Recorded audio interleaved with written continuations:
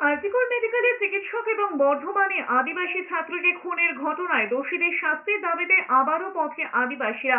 তীরধনুক হাঁসুয়া টাঙ্গি নিয়ে ভারত জাকাত মাঝি পরগনার সদস্যরা পূর্ব মেদিনীপুরের পাঁশকুড়ায় মেদ গ্রামের কাছে 16 নম্বর জাতীয় সড়ক অবরোধ করে বিক্ষোভ দেখায়। বর্ধমানের নান্দুর ঝাপানতলায় আদিবাসী তরুণীকে খুনের ঘটনায় দোষীদের দৃষ্টান্তমূলক শাস্তির দাবিতে ঘাটাল পাঁশকুড়ায় রাজ্য সড়ক অবরোধ করেও বিক্ষোভ দেখান আদিবাসীরা।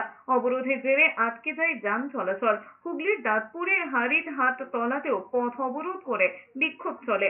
দোষীদের চিহ্নিত করে দ্রুত দৃষ্টান্তমূলক শাস্তি না দেওয়া হলে আগামী দিনে বৃহত্তর আন্দোলনের হুঁশিয়ারি দিয়েছেন আদিবাসীরা।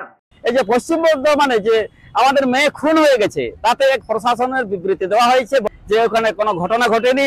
বর্ধমান বিশ্ববিদ্যালয়ের কিছু ছাত্র এটা ইউটিউবে ছেড়ে পর অস্থিরতা সৃষ্টি করতে চাইছে পশ্চিমবঙ্গে। আশ্চর্য ঘটনা এটাই লাগে। এখন তার মানে এটাই প্রমাণিত হয় ঘটনাগুলোকে আড়াল করার চেষ্টা করা হয়। তাই বাধ্য হয়ে আমাদের মতো সংগঠন এবং সমস্ত পশ্চিমবঙ্গবাসীকে এই আন্দোলনে সামিল হতে বাধ্য করা হয়।